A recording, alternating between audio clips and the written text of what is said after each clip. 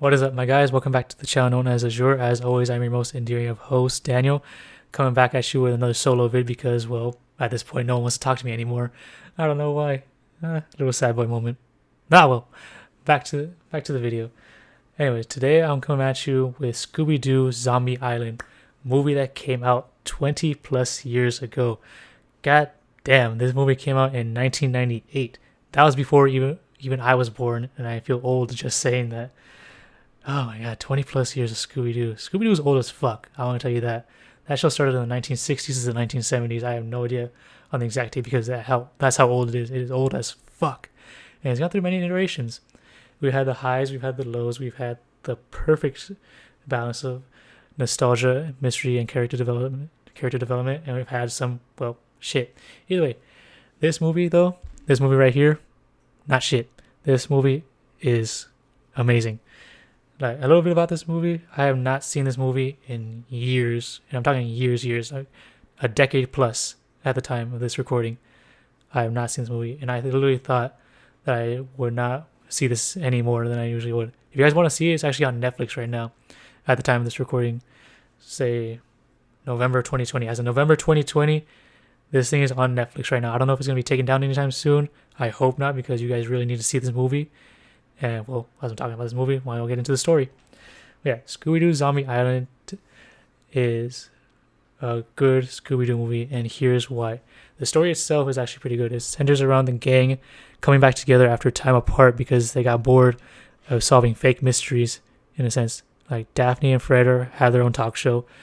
Scooby and Shaggy are airport security for some reason, and that's just awesome because they get to take all the contraband, quote unquote, because they're always high as fuck. Otherwise, that's why they're always hungry. And Velma actually owns her own detective mystery bookstore, in a sense. Not in a sense, it's actually a bookstore. I don't know why I said that. Either way, they reunite after a while because Daphne stated on her talk show that she actually misses the gang. And I can understand that. Like, again, at the time of this recording, 2020, not the best year. We're all stuck in quarantine. We all miss our friends. We all miss our families. We all miss the ability to go out, in a sense. I know I miss that. Like, literally just the ability to go out. Not go out anywhere particular, but just the ability to go out and do something. That's what I miss. I don't know about you, but that's really what I miss. Like, you could have Zoom, you could have fucking FaceTime, you could have all that, but just the ability to go out and see someone and do something with them, we took that for granted. I'm just literally say that we took that for granted. Okay, I'll go off track for a minute. Back to the movie. So Scooby and the gang go on a road trip across the country to find actual haunted houses, actual paranormal activities, and actual ghouls, in a sense, because they're all tired of all that fake people and mass type stuff. And so that leads them down a trip to, I want to say Louisiana, because it's the bayou, but also New Orleans is the bayou. But I'm going to Louisiana because, well, that's kind of the first thing that came into my head. So I'm probably right on that. Louisiana. There they meet a girl named Lena, and she says that the person she works for owns a mansion, Miss Lenoir, that's what her name is. And she owns a mansion that's actually haunted. And while they're skeptical at first, Velma does a little research and says, yeah, there's actually been some disappearances at the mansion. And so that gives them all the reason just to go check it out, in a sense, because, well, what are you going to do? Pass up an opportunity to go to investigate some disappearances? No, they're Scooby and the gang. That's literally their job to do. Anyways, they go to the mansion where they meet Miss Lenoir, they meet Beau the gardener, and they meet a ferry driver.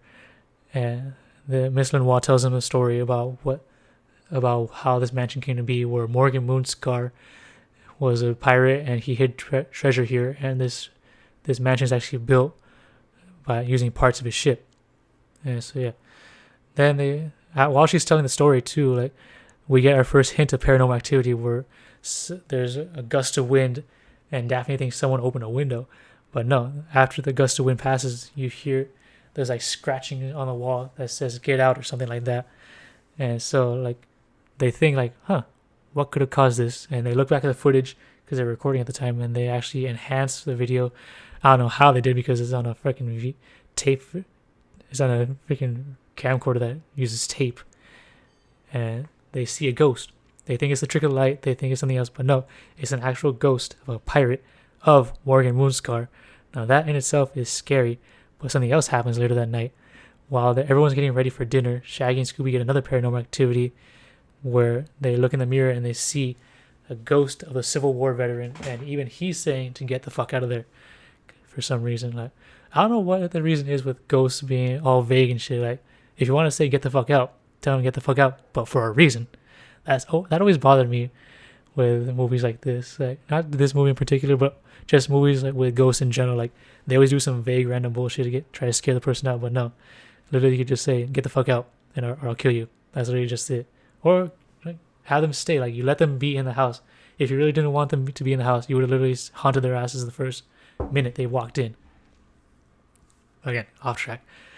So yeah, all in all, it's not until we reach the midpoint of the movie where we get our first real life encounter of zombies. Because all in all, this movie was called Zombie Island, but always seen as ghosts. So the middle of the movie takes place during dinner time. Scooby and Shaggy are in the van because Miss Lenoir has cats, and well, Scooby being a dog, he hates cats.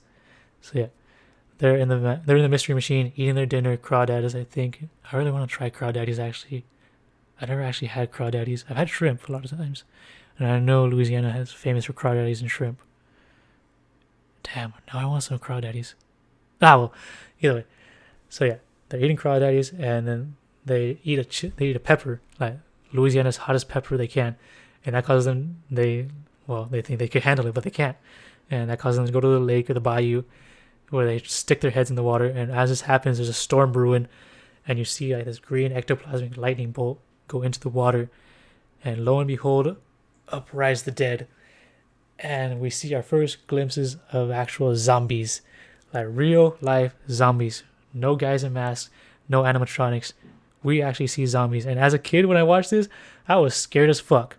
I'm not gonna lie, I was scared as fuck of this movie because all you hear is the ominous music, the wind blowing, the thunder, the lightning, and the groaning of zombies. Like, just the groaning alone made me scared to go to sleep that night, because I'm the smartest person in the world, and I chose to watch this movie at night by myself with the lights off. And that was literally the dumbest decision I could ever make. So yeah, I was a dumbass kid. Either way, so we see zombies, and outright kicks in probably one of the best tracks this movie has to offer, called Terror Time Again by Sky Cycle. Literally, it got me out of that whole scary situation. I don't even think that was the point of what that music was supposed to do, but literally I was like head rocking to that song when it's coming out, and I was literally tripping balls, like getting a nostalgic feeling back when I was listening to that again on Netflix. If you guys have not heard the song, I guarantee you just watch the movie for the song by itself. Like, this dude literally does 3 songs in the movie. One in the beginning, it's a banger. This one, Terror Time Again, which is the fucking best song in this movie. And there's a third one he does. I don't even remember that one because Terror Time Again caught my full attention. But yeah, there's my 2-minute take on Terror Time Again. Literally, listen to this song. For some reason, it's not on Shazam. It's not listed on Shazam for some reason. Like, I tried Shazamming it like 5 times, and it got me nothing for some reason. But yeah, cut back to the end of the movie. Like, towards the end, we find out that Miss Lenoir and Lena are the actual bad guys in this movie because they're actually cat people that steal the life force from the tourists and the Civil War people, and they actually killed Morgan Moonscar. So in a sense, what Miss Lenoir told us in the beginning was half the story, and like, she killed Morgan Moonscar because Morgan Moonscar killed her people, because before Morgan Moonscar was on the island, or bayou, whatever you want to call it, because this is a bayou, not an island. I really don't know why it's called Zombie Island. It should really be called Zombie Bayou, because it takes place in a bayou. Alright, anyways, that's a hot take right there. Fight me on that. Bayou or island? What do you want to rename this movie or not? Anyways, so yeah, they killed her by running her people into the bayou where they were eaten by gators or crocodiles. Pretty sure it's gators. Yeah, they're not crocodiles. Yeah, gators. Either way. So they prayed to their cat god, or cat deity, or whatever you want to call it. And the trick is that they were transformed into cat demons, and they literally killed Morgan Moonscar by kind of ripping the life essence out of him. Like, they don't show it, but they show it happening to Fred, Daphne, and Velma and the groundskeeper. Like, you literally see all the wrinkles form as their life force is being sucked out of them. I'm like, oh my god, why am I watching this? It's almost like some borderline torture porn type stuff as a kid. As right now, I don't really mind it because, well, I've seen a lot worse now.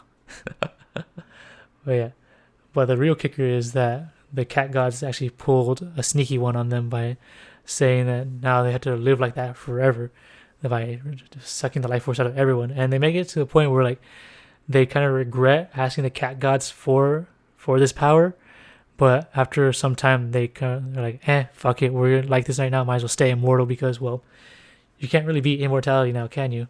I mean, if you had the choice to live forever or not to live forever, you're probably gonna choose to live forever 9 times out of 10.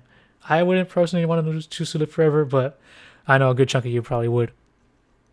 Anyways, so lo and behold, we find out that Miss Lenoir and Lena are the bad guys, and the zombies are actually the good guys because those warnings that they were trying to do, they were trying to warn Scooby and the gang to get out because of Miss Lenoir and Lena. Which again, I want to bring up, why the fuck do ghosts be so vague? Why? I mean, come on. You can't just be writing "get out" and expect people not to get out. You're gonna expect them to ask for a reason. You're not gonna find me in a haunted house and find me reading "get out" written in blood or scratched on the wall and be like, "Why the fuck you want me to get out? This is my house. I paid for this shit. Give me a motherfucking reason why I want to get out of this house." But no, ghosts want to be vague and shit. Anyways, but yeah. So the zombies are good, cat people bad, Lenoir bad, Lena bad. And so is the fairy guy. The fairy guy, Jacques. I didn't talk about him a lot, but he's also bad. He's a cat person too. He's not the same kind of cat person that Lenoir and Lena are, but you know they needed. Lenoir explains that they needed someone to bring people to the Bayou Island, whatever you want to call it. So they recruited him, Jacques. I like saying that name, Jacques. Anyways, so yeah, they recruited Jacques because he will also want to live forever, which proves my point that 9 times out of 10, if given the opportunity for immortality, people are going to take it.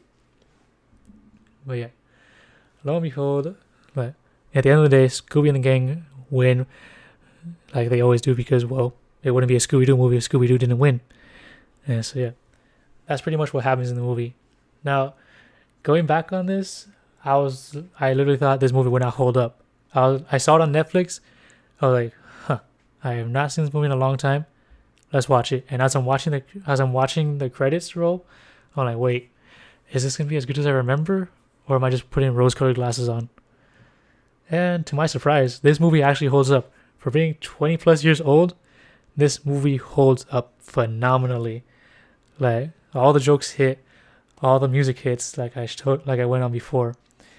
And I legit thought this movie was gonna be trash for some reason.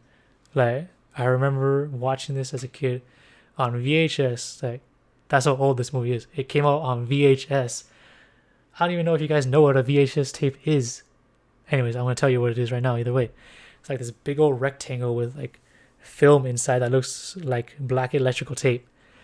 And like you had to watch it on that in order to watch the movie. There was no streaming, there was no DVDs, there was no YouTube. You literally had to watch it on VHS. And so yeah, that's how I watched it the first time. And here I am watching it now on Netflix thinking, oh man, is this going to be as good as I remember? It is exactly as good as I remember. Probably even better than how I remember it. I don't even know why I slept on this movie so long, because I saw this movie like a month before I actually watched it on Netflix. I'm like, well, I don't even know why I kept putting it off. This movie is phenomenal. And everyone I know that I've talked about it with says it's phenomenal. Man, I really wish they made more Scooby-Doo movies like this. They literally don't make these kind of movies anymore. They don't make any Scooby-Doo content like this anymore. Like the last good Scooby-Doo content I remember watching was Scooby-Doo Mystery Incorporated, the TV show on Cartoon Network that aired like in 2012 or something like that. Like that was probably the last good iteration of Scooby-Doo I've seen. I know they came out with a few other ones, but those are trash. Just the character designs alone on those are trash. And that's just saying something compared to this one that was made in the 90s. The character design on this one was on point. The voice acting, on point. Again, the music, on fucking point. My goodness, I could go on and on about this music, but I know you're all going to get bored of that. So anyways, I'm going to leave that to what it is. This movie is awesome in its own right. I really hope they make another one or make more movies like this. I know there's a sequel out there. I know there's a sequel to this, Scooby-Doo Return to Zombie Island. And I kind of want to watch it, but I kind of don't, because I've heard that sequel retcons a lot of stuff in this movie. But if you guys want me to, Like, you already know what to do. Just suggest it. I'll watch it. I'll do a video on it if you guys also want me to do that. But anyways, that's gonna do it for me. If you guys want me to do any more Scooby-Doo related stuff, you already know what to do. You already know to like, comment, subscribe, all that other stuff. And again, share. Actually, that reminds me. Share this video. Share. The share button does not get a lot of love. You always hear YouTubers say, "Oh, make sure you guys like, comment, subscribe to the channel," but no, they never mention the share.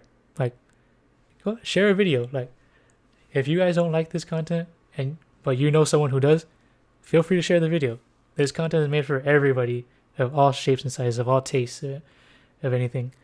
So just because you guys don't like the video doesn't mean not another person won't. If you know someone who loves Scooby-Doo as much as I do, or even just wants to get into Scooby-Doo and wants to know what a good movie this is, share this video. I'm probably gonna say that from now on too. Share. Literally, the word of the day. Share. All right, that's probably enough. That's my 2-minute rant on the share button thing. I know probably half you guys like stop listening to me after that. But anyways, yeah. Comment what you want, all the other good junk. And as always, from now on, if you guys want to see any more of my content, I'm gonna put my Discord link in the description along with my Twitch stuff if you guys want to see any of that. And yeah, if you guys want any more Scooby-Doo stuff, let me know. Or any other stuff. Anyways, see you guys. Bye.